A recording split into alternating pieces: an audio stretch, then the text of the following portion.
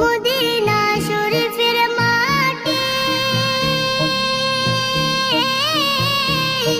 আমার চোখে মুখে বুকে মাখিও। এমন পবিত্র মাটি, এমন পবিত্র মাটি আমার নবীর রওজায়।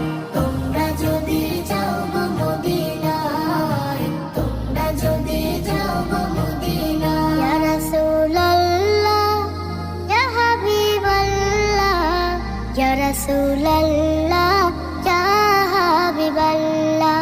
মদিনা শরীফের মাঝে বেহেশতের বাগান আছে ও। সেই বাগানে শুয়ে আছেন, সেই বাগানে শুয়ে আছেন প্যারা নবী মুস্তাফা।